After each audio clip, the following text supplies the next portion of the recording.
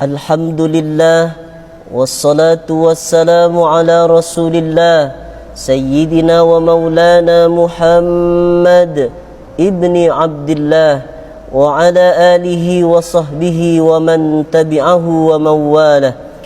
Ashhadu an la ilaha illallah wahdahu la syarika lah wa ashhadu anna sayyidana Muhammadan abduhu wa rasuluh la nabiyya ba'dah.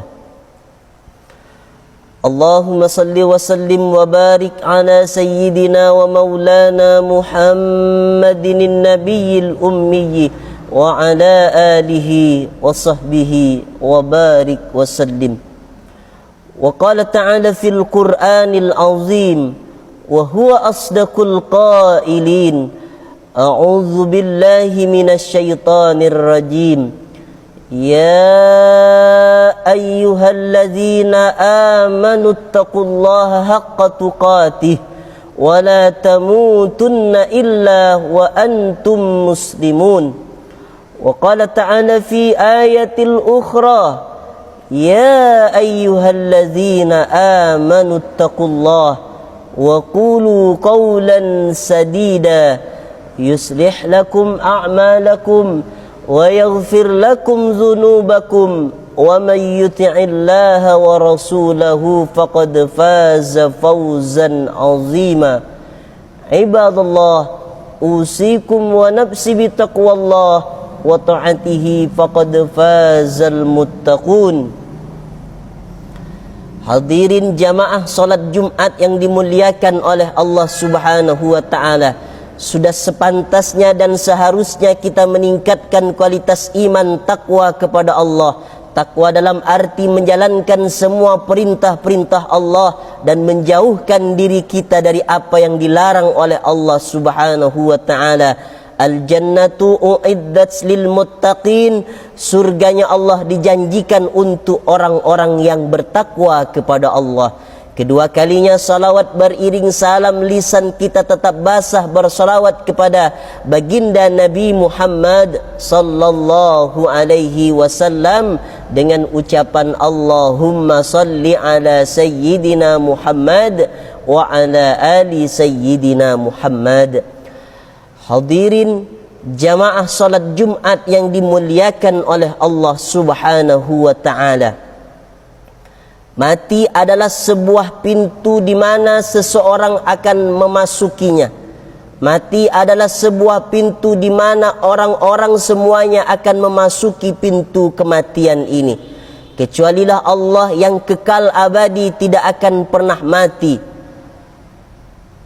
Kalau kita berbicara tentang kematian, maka kaitannya akan berakhirnya kehidupan manusia dengan hari kiamat. Di situ semua manusia akan mati, planet-planet bertabrakan, hancur semuanya. Kemudian amal-amal manusia yang baik akan dibalas dengan surga, yang jahat-jahat akan dibalas dengan neraka Allah Subhanahu wa taala. Berbicara tentang hidup manusia, maka hidup manusia ini ada batas waktunya. Likulli ummatin ajal, setiap manusia itu punya batas waktu, ajalnya sudah tiba. Fa idza jaa ajaluhum, kalau ajal itu sudah sampai, la yastakhiruna sa'atan, tidak bisa ditunda walaupun sesaat, wala yastaqdimun, dan tidak pula bisa dimajukan walaupun sesaat. Maka hidupnya manusia ketika sakaratul maut itu tiba, akan berakhir hidup lagi yang selanjutnya di alam kubur. Kemudian di alam kubur itu bisa ratusan tahun, bisa ribuan tahun dia penantian yang panjang menunggu hari kiamat itu tiba. Maka dengan mengingat kematian sesungguhnya kita menyadarkan diri kita masing-masing, kita akan pulang. Kita akan menghadap Allah, kita akan mati, kita akan wafat, kita akan meninggal, akan meninggalkan dunia.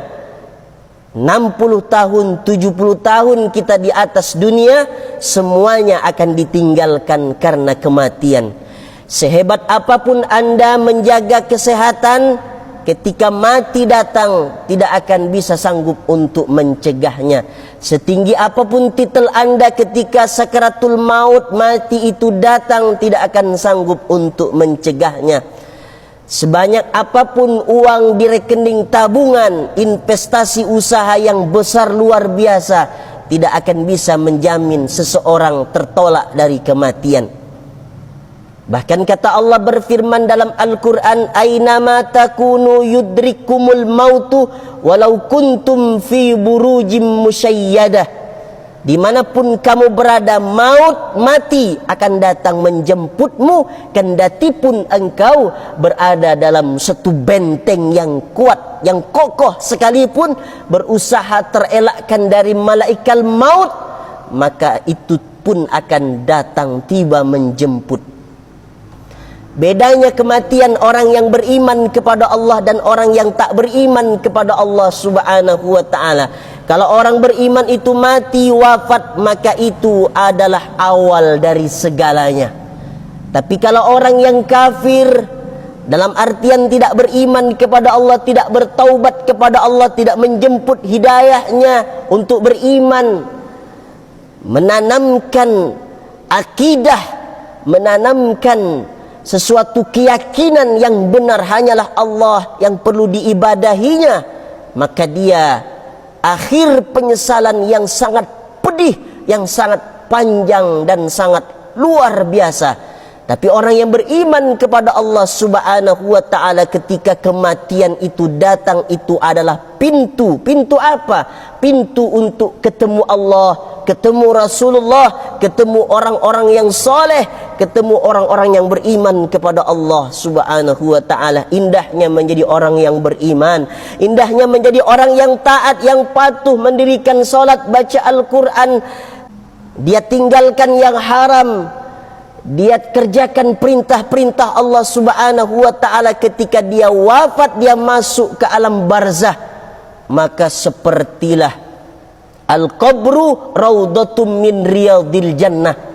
Allah jadikan kuburnya bagian daripada taman-taman surganya Allah Subhanahu wa ta'ala.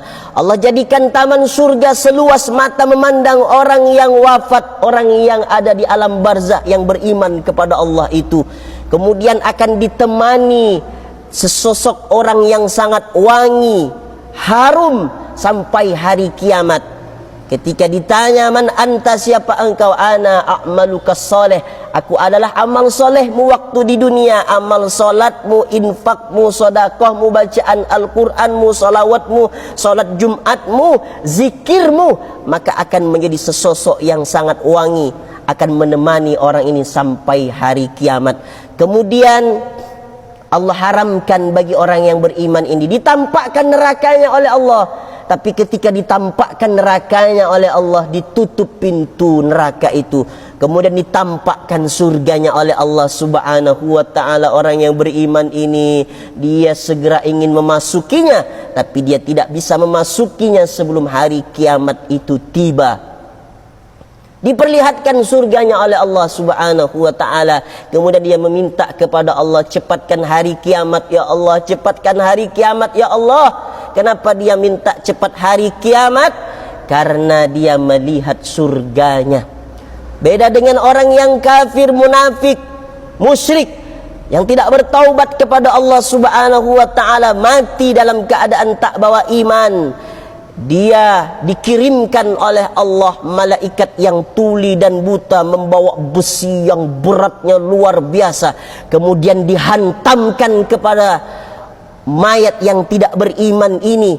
Kemudian dia akan ditemani dengan sosok yang bau busuk sampai hari kiamat. Dia tidak menyukai bau ini. Siapa engkau? Aku adalah amalmu, amal salahmu, amal kelirumu, amal engkau di mana tidak mentaati Allah Subhanahu wa ta'ala, akan menemani sosok yang bau yang busuk ini sampai hari kiamat.